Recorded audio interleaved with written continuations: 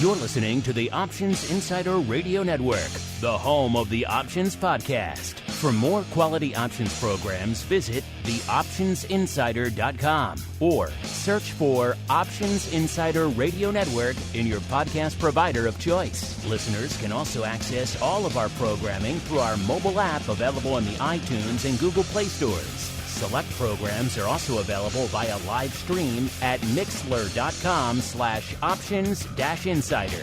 That's mixlr.com/options-insider. Don't forget to follow along with your favorite programs and submit your own questions for the hosts at twitter.com/options, stocktwits.com/options, facebook.com/theoptionsinsider, or via questions at theoptionsinsider.com.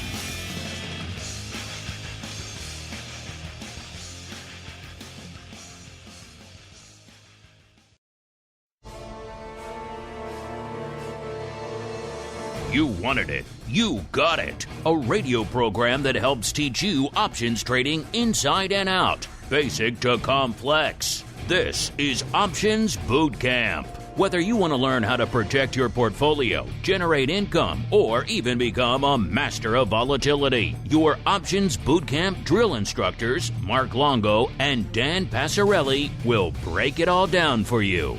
Options Bootcamp is brought to you by tastytrade. Ready to shred your paper trades? Then trade at tastytrade, the broker that gives you what you need to make your own way. Get smarter every day with options education and research tools. Analyze your risks clearly with a potential profit and loss graph. Chart your way with hundreds of indicators. Make the numbers make sense and find the opportunities only you can see. Trade it with fewer clicks on an easy-to-use platform. Mobile, desktop, web. Supported by a trade desk with decades of combined experience. Stocks, options, futures, and more.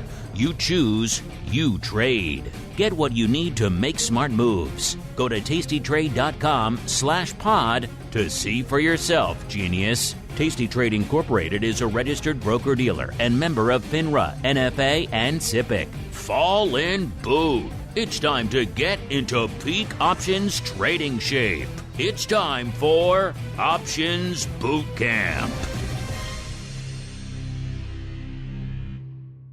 All right, everybody. That music means we are back once again. It is Education Wednesday time for another wild and woolly session of Options Boot Camp, what the cool kids call OBC. My name is Mark Longo from the THE, optionsinsider.com, as well as from the network upon which so many of you are mainlining these days. If you're one of our many newer listeners, you're new to the world of options, you're new to this whole options trading thing. First off, welcome. You've come to the right place. Got over a decade worth of content waiting for you. So if you are so inclined, I know a lot of you are so inclined.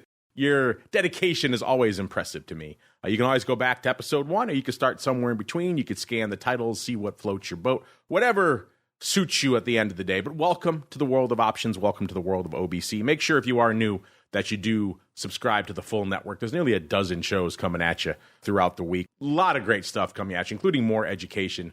We have a great archive of Options Playbook Radio waiting for you there as well. Very much the sister show to this one, kind of on a bit of a hiatus right now. Brian's doing a couple of new things out there, but I'm going to be talking to him actually, ironically, later today. He's going to be the guest for our pro Q&A session for all of our pro folks. So I think he's going to have a little bit more insight on what the future holds, maybe for some new episodes of OPR coming down the pike. So check that out. Of course, check out the rest of the network as well. Volatility Views, Option Block, all sorts of fun stuff waiting there for you. If you do like what you hear, throw some stars, a like, a comment our way. Just like this week's 5-star review comes from Matthew. He just says, fun show in an intelligible format. Thanks. Well, you're welcome, Matthew. And to everyone else out there who takes the time to listen and rate and review. It does help all the new folks we were just talking to, all those new folks, continue to discover the content. And when they discover the show, they also discover, unfortunately, my compatriot, the black-hatted one himself, Mr. Dan Passarelli from MarketTaker Mentoring, what the cool kids call to Mr. P, welcome back to the show on this fine Education Wednesday, sir. Great to be back, Mark. Pretty excited to be doing boot camp from my actual world headquarters here instead of on the road. Yeah, 2 weeks on the road. That'll make anyone appreciate the old world HQ out there. But we can hear you. You don't sound like you're coming through a tin can anymore. So all sorts of fun is ready to be had. Dan, are you ready to open up the floodgates and unleash the Kraken upon us in the form of listener questions? I am, man. Let's do it. All right, here we go then, listeners. A little bit of the old mail call. Mail call. Time to look at questions submitted by our listeners.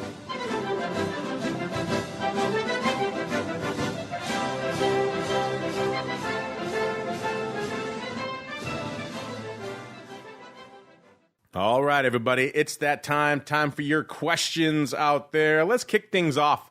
Paying off our question of the week from last week. It dovetailed nicely. A lot of you have been writing in with your questions about the vol space. I think that episode we did a few months ago about the various vol ETFs out there, how you could trade them, Contango, VIX futures, all that kind of fun. I think that really prompted a lot of thought from you, which is good. That's what the show is about at the end of the day. We've seen a lot of you coming in and discovering our Volatility Views show as a result, and also have a lot of thoughts on your preferred vol products out there now. We've been talking about some of you writing in with your various ways to approach these, and there's many different ways to carve up that onion. So we thought we'd put it to you folks last week. Very simply, this was kind of inspired by our Pro Q&A last week as well, which, by the way, if you want to check out the Pro Q&A where we talk about this topic, as well as the one coming up later today with Brian Overby and all the other great stuff we've done there, theoptionsinsider.com/pro is the place to go. If you hit that button now, you'll be able to join. Won't be able to join today, obviously, because this will go up after the Pro Q&A is live on the network. But you'll be able to get in for options oddities later this week, and of course, our next Pro Q&A. You get access to all the 100+ that we've already done.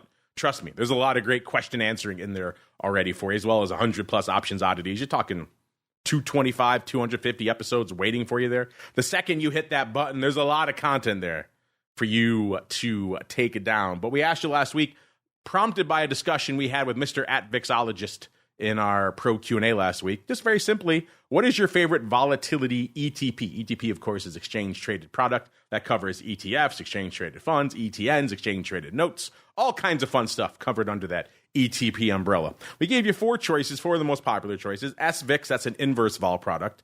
UVXY, it's a levered but somewhat neutered vol product. VXX, one we talked about a lot on that episode we did a few months back, one of the ones that erodes somewhat predictably, and one that's in the headlines a lot right now because it just reverse split exactly a week ago today, 10 for 1.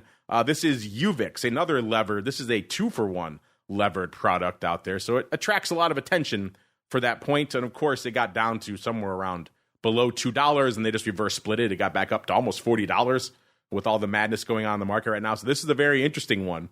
And surprisingly, at least surprising to me, Dan, 38.4% of our audience at the end of the day came in and chose UVXY. That surprises me because that one erodes nicely, erodes predictably. That erosion trade we talked about on that episode, that does play out nicely in UVXY. But if you're going to do that trade, you might as well go to the 2X levered product of UVIX. And for some reason, our audience didn't want that. 38.4% choosing UVXY.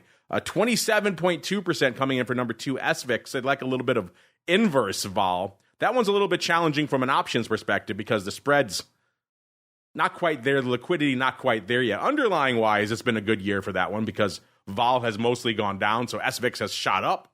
It's more than doubled this year, so I can maybe see people being attracted from that perspective. Options wise, though, not so much. VXX, 21.6%. That's very well documented, the problems that product had over the past year. It is trying to recover from those now, starting to perform more predictably. So I could see that one coming in. Third place sounds about right. And then bringing up the rear, UVIX, our levered friend, which is eroding spectacularly, and it's moving 7 points a day sometimes. That thing's insane. Completely insane. I detailed the saga I had of some UVIX, puts, and keeping them through the reverse split, listeners, and all the drama that unfolded.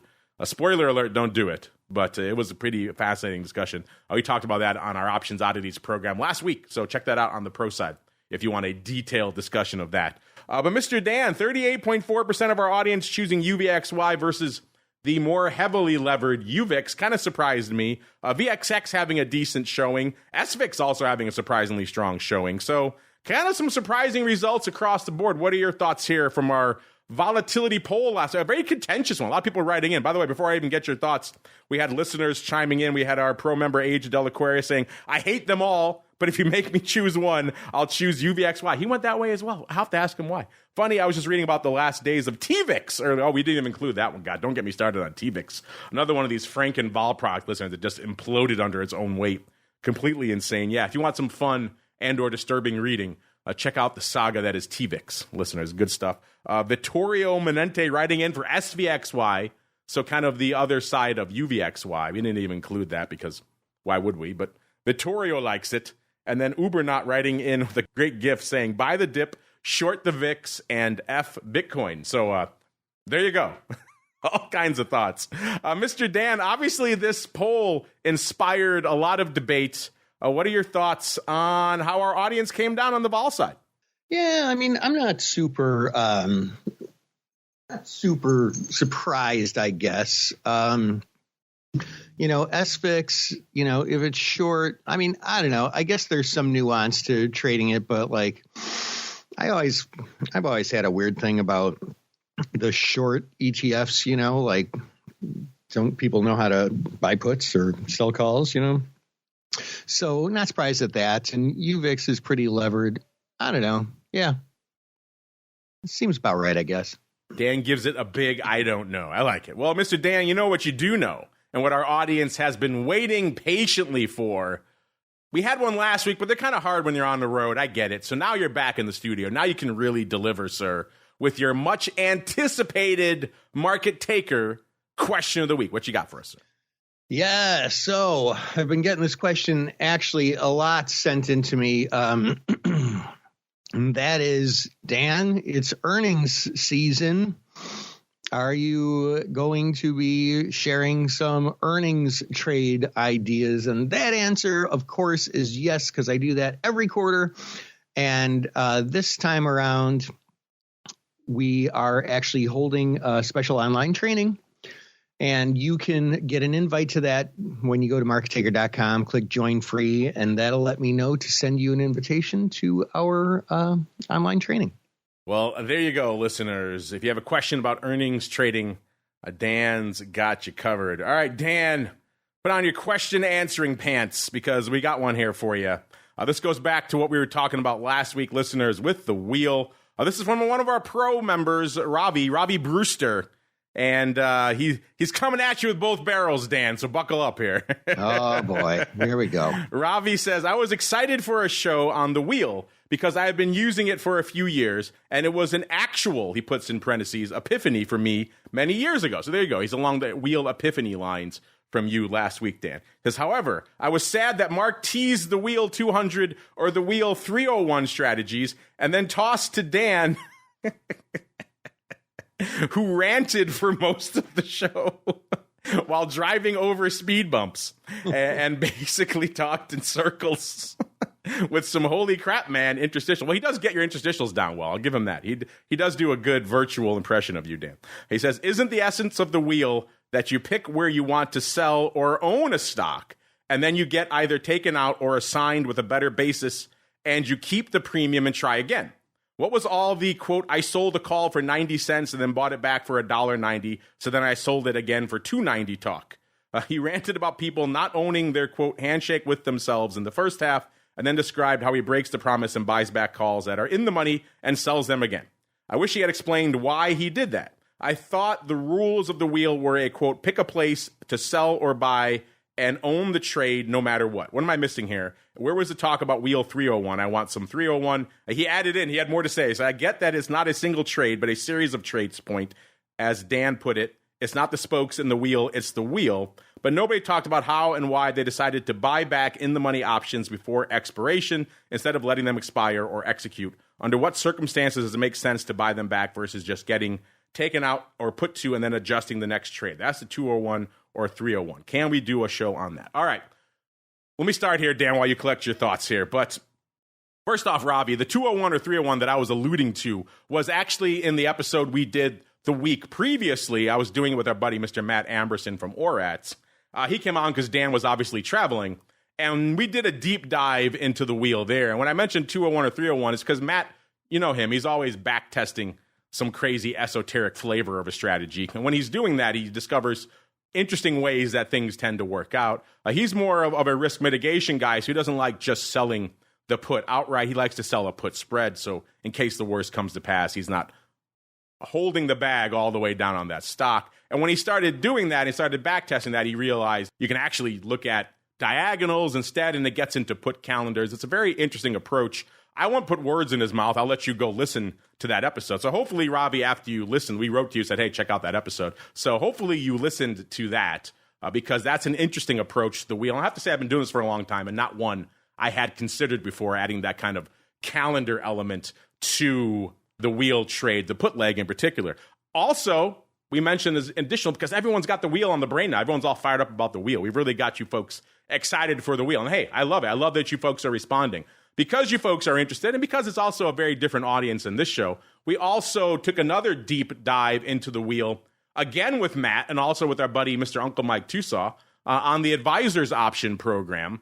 A whole hour, basically, most of that spent on the wheel. Matt kind of spent more time detailing his put calendar and diagonal approach, and also Uncle Mike coming at it with a very interesting approach with in-the-money calls versus selling the put. And again, not a flavor I had thought about in the past. So there were a couple of different ways you could really jazz up your wheel 201 or 301. So I encourage you and everyone listening to this show, again, that's why I say subscribe to the full network. It's all there. The Advisors Option just came out a couple of days ago, I think, on the on-demand site. So go check that one out. I think it's called Coming Around Again on the Wheel Trade, if you missed it out there. So if you want a second exploration of Matt's approach as well as Mike's in-the-money covered call approach, which, again, combining the two, you've got a very funky wheel going on, but that's kind of the fun. That's the wheel can be as basic or as complex as you need it to be, Robbie. All right, that said, I won't answer for Dan any further. Dan, Robbie wants more detail from you, and essentially what you meant by, he puts it, sold the call for 90 cents, then bought it back for $1.90, then sold it again for $2.90. And also he wants to know if you have any thoughts on, in particular, your rules for buying back the short put versus letting it expire and the stock be put to you. Yeah, he sure sent us in this manifesto. For those of you who have listened to the show for a long time, we kind of have I won't call it a rule, but some guidance to keep them short. A little bit more leash to our pro members. They get to send in a little bit longer stuff sometimes. It's like a novella over here. You're just mad because he's coming for you. I get it. Don't worry. There's some love after this, so don't worry. Yeah, okay. I mean, geez Louise, if I wanted to get criticized, I'd call my kids, Or your wife. They'll do it too, probably. She's nice to me. That's nice of you. Geez, Robbie. So sorry for ranting. Boy. So, yeah, if you listened to the show, I said that there's the handshake with themselves thing is very important. And you can call it a rant if you want to be brash like that. But I thought it was very important to really hammer that point home, because sometimes you want to trade into a position or out of a position, and sometimes you want to skate. And so there are two different objectives that you can pick from. Not one as you somehow got out of that conversation. And so the adjustment that I was talking about, selling a call for 90 cents, and it goes against you because you don't want to get assigned on it, which may be your motivation sometimes, and then buying it back for, say, $1.09. And then I don't have the transcript of the thing in front of me, but what I didn't say you sell the same call again. What I said is that you basically roll up and out, and, maybe you take in on this third trade, third call, 80 cents or 90 cents or $1.10 or whatever. And a very, very important thing to really get the wheel and to trade it right is to look at that as basically one single trade cycle. And you trade the trade cycle until you make money. and then you recycle, you start the cycle over and it resets. So that's more for the trade objective, although it can also, the skate objective, although it can also be used for the objective that you're implying is the only objective to have here, which is to be okay getting assigned. You can still be okay getting assigned and you can still roll. That's a very key technique that we teach in our MTM Smart Income class, which is all on the wheel, is that even if you plan to get assigned, you can still roll out another week and just sell in at the money or slightly in the money to take in still more premium. And there's some nuance to that, but I don't know what else to say. You're kind of nitpicky here. So, hopefully that helps. And I think you tackled it. And also, I think he definitely would be well suited to go back and listen to the previous episode and the one we did subsequent to that with Dan and Matt again. So there's three. Really, that episode was Dan's chance because he had been on the road and he missed the wheel trade episode just to give his thoughts on how he approaches the wheel. It wasn't a structural how to do it. That was kind of the episode before. So it was more kind of his kind of 10,000 foot level thoughts on how he approaches the wheel. And again, we want to include that mess, not just because it's a pro member, but also we can take constructive criticism. Maybe Robbie was a little harsh, but I'm sure he meant it in the nicest of ways here. But again, it's not all love. We'll take our constructive feedback too. We're big boys here on the show, listeners, but we do like a little bit of love, Dan. So how about this one here from a longtime listener, Stephen Womack, Dan. He says, "Hi, Mark and Dan!" Exclamation point. And that name sounds familiar. He has written it in the past. He says, "I've been a little quiet on the question front lately, but still listening religiously to, in all caps, every single episode of Options Bootcamp." So he's the guy, Dan. He's the guy going all the way back to episode 1 and mainlining all the way through the past decade plus until now. He says, "It's still the best options education show out there anywhere." Wow. Thank you. Thank you, Steve. Wow. So there you go, Dan. There's love coming your way here as well here on the show. We give and we taketh away on the show today. He said he's got a question here. He says, "I've been trading options now for about 2.5 years, approaching 1,000 trades and loving it." Wow. Congratulations to you, Stephen. I recall when you were writing in a while ago and you were just starting. So it's already been a couple of years. So congratulations for A, surviving this long, and B, getting to 1,000 trades. At this point, with this market, with so many people discovering options now, 2.5 years kind of makes you an old school vet. It's scary to say, but that's kind of how it is. So enjoy your antiquated status as an old school options trader. He says, "I recently did my first toe tipping into 0 and 1 day options on cash settled index funds, specifically NDX and SPX." Oh, you too, Stephen, huh? You've been lured to the dark side. All right. He says, "A couple of the trades expired completely out of the money, so the settlement was easy. I just kept the premium. But a couple went against me. And when I went back to my brokerage platform," and he puts in parentheses, he uses TOS, he says, "suddenly there was a flurry of transactions I couldn't even decipher. One iron condor," so he's doing multi-leg spreads. He's doing iron condors. "One iron condor had like 2 transactions per leg, and it took me forever to untangle the numbers just to figure out how much money I lost. And I'm still not sure I understand how this settled out. Would you guys give us a detailed step-by-step explanation of how cash-settled options work? Thanks again for everything you guys do. You're great." Well, thank you, Stephen. No, you're great for taking the time to write in, to listen all these years, to go back and listen to all of our episodes. Folks like you are the reason we do this show at the end of the day, because you keep us in business. You keep driving up, well, you keep my bandwidth bills high, so thanks for that. But Dan doesn't pay him, so he's happy about it.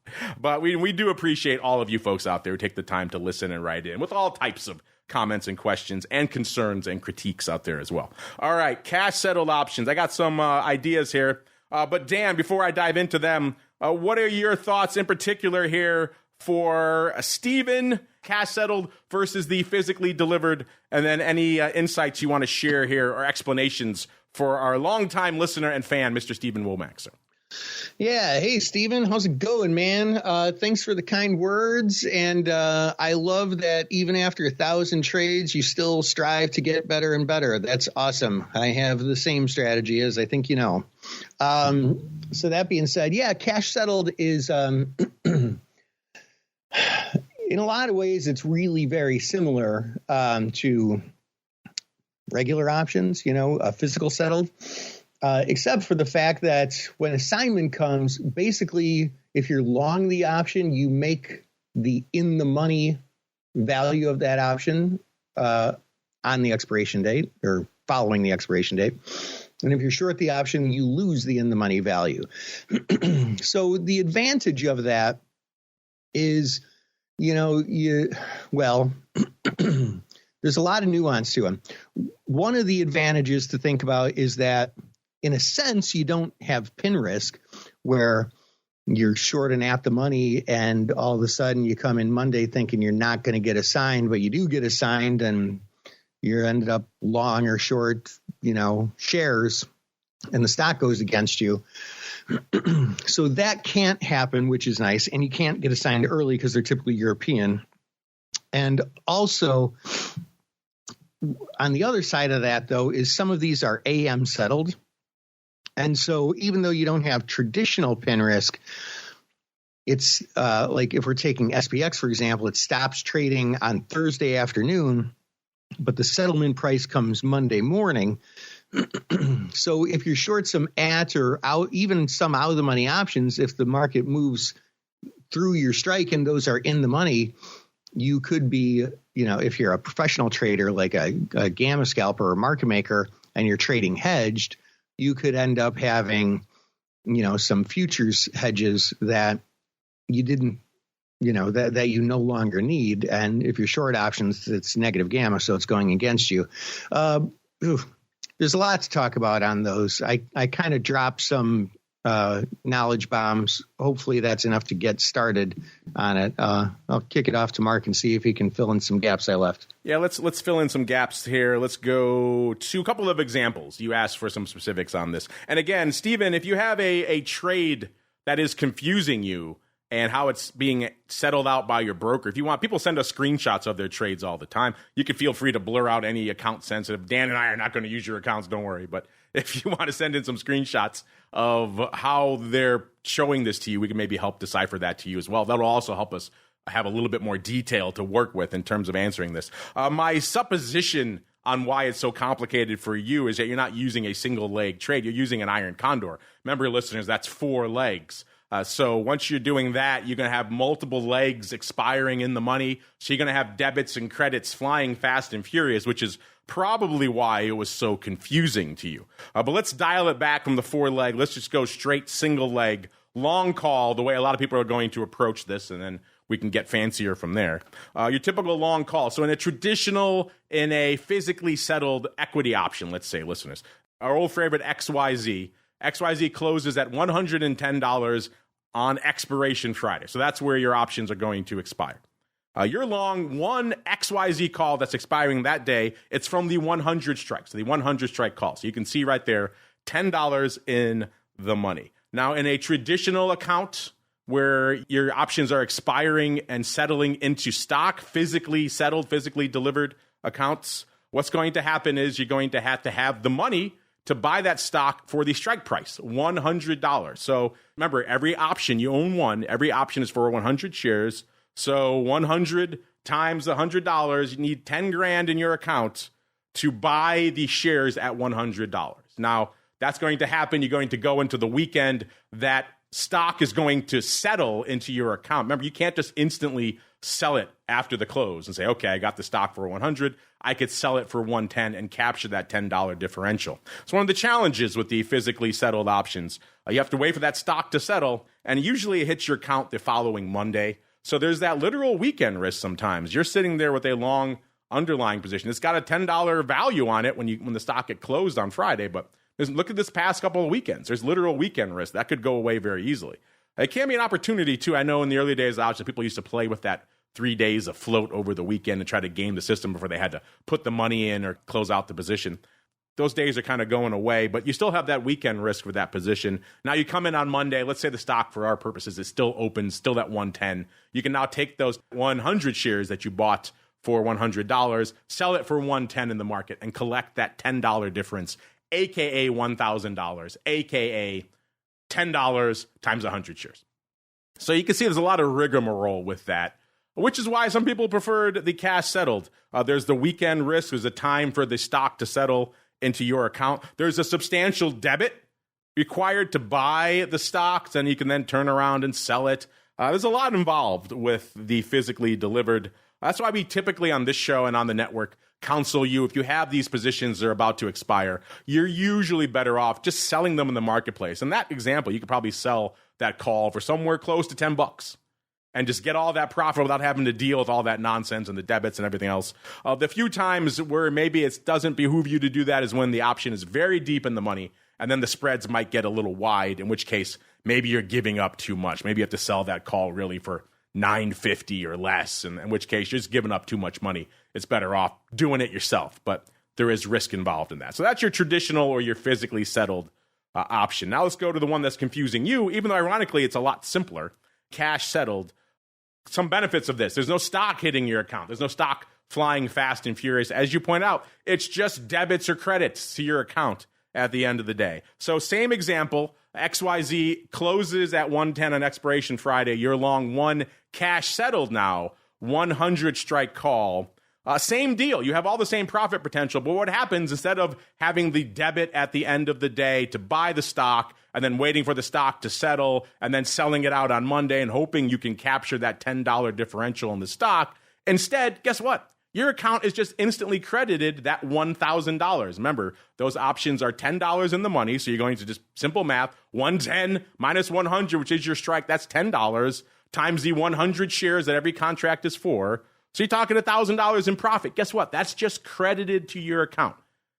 Nice, simple, and hopefully easy. It sounds like what you're encountering is a little bit more obscure, but usually it's a much simpler process, which is why you have to have cash settled to trade all that 0-day stuff, because you can't have, at least right now with the way our systems work, it's really hard to have underlying flying fast and furious. Of course, there are contra exercise orders in the after hours. Someone who maybe has options in the money doesn't want that option to expire into stock. They have a window after the close to enter those contra exercise orders. So there's a lot of things gumming up the works for quote unquote traditional physically settled options going 0-day. Obviously, it can happen. We do see options on their final day of trading in a weekly, let's say, have an earnings announcement, have a banger day, 1 million plus contracts, and all of that going up in effectively what is a 0-day contract. So it can happen, and I think we're going to be heading towards that eventually. But right now, there's a lot of pushback. People want to keep that contra exercise stuff. And there's actual talk of, maybe this will confuse you more, Stephen, there's actual talk of listing cash-settled equity options first. So making a new cash-settled, let's say, Apple, or a cash-settled Tesla. And those go through the exact process we're talking about here. They just give you the debits and the credits. There's no underlying changing hands. And once you remove that underlying component, now you make it easier to have a 0-day type of product, and then we could have 0-day cash settled Apple and Tesla and everything else that you folks are always asking for out there. So that's a basic example of the difference, Stephen, of cash settled versus physically settled. If you have more questions, feel free to send them in. Also, if you want to send in screenshots from your brokerage account, sometimes brokers make this stuff needlessly obtuse. They don't really need to show you all of the debits and credits for the individual leg. Hopefully somewhere in your toss screen, there's a button that will show you the net P&L for that position. Sometimes brokers are their own worst enemy. They give you too much transparency and it makes it hard to figure out what the hell's going on. Here's your net debit or credit for that position. That would be nice. Hopefully you have that in your toss screen. But there's a basic breakdown. Anything else you want to add on physically versus cash settled options, Dan? No, I mean, I think just sort of my introduction of trying to hit a couple key points and your sort of more broken out, linear example here. It should be a pretty good start, Stephen, but, feel free to follow up or, maybe that's a good idea for a future show or something. Yeah, I mean, we might be, I just gave a nice example for it, but if you folks want more detail on that, maybe multiple leg stuff, we could certainly go into that for you if you folks like, if you're having problems, or if it's just needlessly obtuse, like it is apparently for over there at Toss for Stephen. By all means, send in your questions or comments. Chances are, if you have the question, listeners, somebody else will have it. Well, let's squeeze in one more, Dan, because we went long on those first two. I'll squeeze in as many people as I can here on the show because they're all so patient sending in their questions. Let's go out here to Mentak. He's got a good question as well. Mentak says, I know the traditional butterfly is done 1 by 2 by 1. Have you thought about increasing the ratio on this trade? Perhaps 1 by 3 by 1. My cursory backtest shows pretty decent returns in scenarios where you would normally buy a traditional butterfly. Have you thought about using this type of adjusted butterfly, as he calls it? Yeah, we've talked about this kind of thing on the show in the past, Mentak. I encourage you to go back and check out our episodes on ratio spreads. That's where this comes in at the end. That's really what you're talking about. You're talking about ratio spreads here. I know it's in the guise of a butterfly, but remember, if all you're doing is just adding more short contracts to that middle leg, that guts leg, guess what you're doing? You're just putting on a ratio spread. You're not covered. The butterfly is covered at the end of the day. You're long 1 in most traditional examples, and then short 2, and then long 1 again. So net, you're covered. You have no net short units. What you're talking about now is effectively just being in your 1 by 3 by 1 example. You're just net short 1 unit. So guess what's going to happen in that example? You might collect a little more on the outset, but also your broker is going to tie up a whole hell of a lot more capital for that trade because you're effectively net short a call to the upside. Let's assume it's a call example. It could be in any direction, obviously. But most of you go the call route. Most of you go buying flies. So that's probably the way you're leaning out there. So it might look cool. Like, hey, I can buy this fly for 38 cents. Now I can do it for nearly even because I add a third leg. That's awesome. Why wouldn't I do that? The answer is because you're net naked short units to the upside. So if this explodes in that direction, it's going to be very costly. And we saw what could happen back in the meme stock days. Stocks can explode up or they can explode really in either direction. You could do this on the put wing too and have it explode to the downside. And you're going to be net short a unit, which we always counsel you not to do. And then also your broker is going to tie up a whole lot of capital for this trade. So you can look at your account and say, wait a minute, where'd all my buying power go? And it went all to this trade because you're net short units now. So just remember, there is no free lunch out there, Mentak. It might look cool. It might look decent in your cursory back test. But when you put it into practice, there's going to be a lot of other things that happen that maybe you're not a big fan of. Dan, anything you want to add for Mentak and his adjusted butterfly strategy 1 by 3 by 1, sir? Yeah, I think what Mark pointed out about the net short units is pretty important, because if you think about it, whenever you sell an option, the most you can make is the premium you collect. So you're taking in some extra premium, and presuming this is a call, what do we call it? Adjusted butterfly or? Yes, it's an adjusted. It doesn't say which way. I assumed a call fly. Yeah. That's the way most of them do it. So if we say this is a call, basically the wings, the wing to the downside would maybe end up in a profit if it gets down there, which is nice because then there's one side of the trade where, you can't lose on, where with the traditional butterfly, you could lose if it goes too high or too low, presuming we're selling the at the monies. But, then so there's limited extra profit there, and it could make that a better situation for you. But the big trade-off is the upside. You end up being short a net call. So once the stock ends up getting up above the break even, then it's all risk. So you better have a pretty tight management plan and be ready to put that plan into use if you trade this. But like I say all the time on this show, every strategy has its own use case, and there might be a time when the strategy really makes the most sense. So keep looking at it, keep tinkering with it. And, you never know. You might just pull one out of your hat, I guess we'll say, sometime when it just seems to make the most sense. So, yeah, I like it. Oh, Dan's a fan. Dan's a fan to your adjusted butterfly bit of strategery. Who was that there? Mentak. Intriguing stuff. Just keep in mind everything we said. Obviously, there's going to be a cost with this, quite literally, in terms of opportunity cost. So as long as you're cool paying that, and also you have a plan, as we said, for in case this thing goes against you, at the end of the day, net short units, usually not the road to riches. So have that plan in place as well. How you're going to get the heck out of this thing if it explodes against you, which you don't say what underlyings you're doing, what direct, any of that kind of stuff. We're just assuming traditional call flies.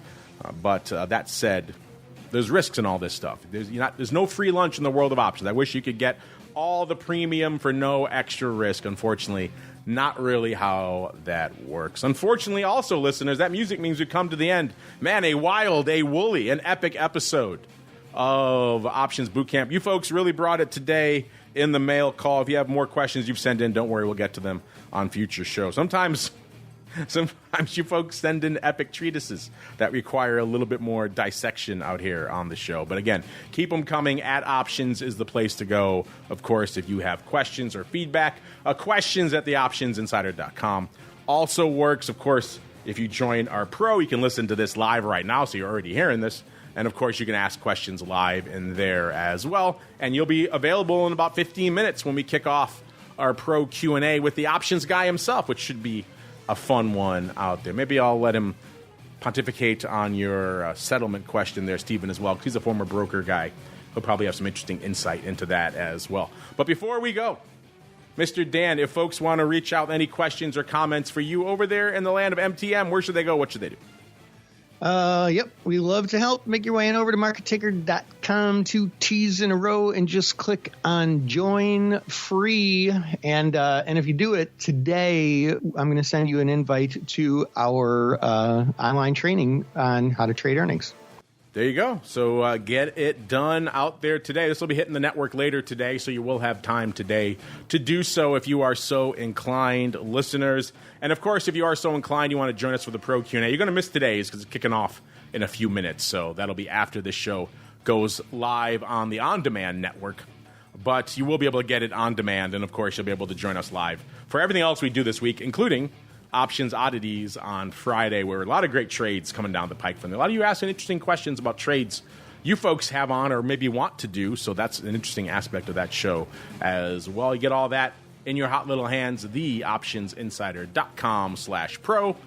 Got to get on out of here. Back again in a little bit with a great Pro Q&A session for all you Pro members. Back again throughout the rest of the week with our usual assortment of content. Make sure you're subscribed to the full network to get all that, listeners. And then, of course, back again next Education Wednesday, another episode of Options Bootcamp.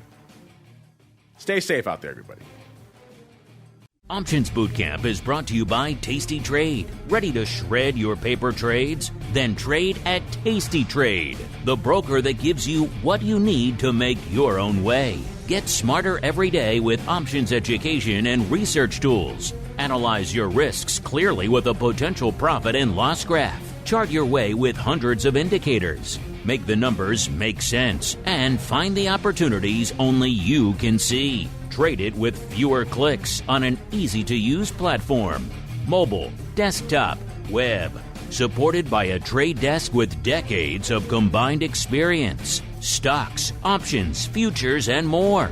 You choose, you trade. Get what you need to make smart moves. Go to tastytrade.com/pod to see for yourself, genius. tastytrade Incorporated is a registered broker-dealer and member of FINRA, NFA, and SIPC.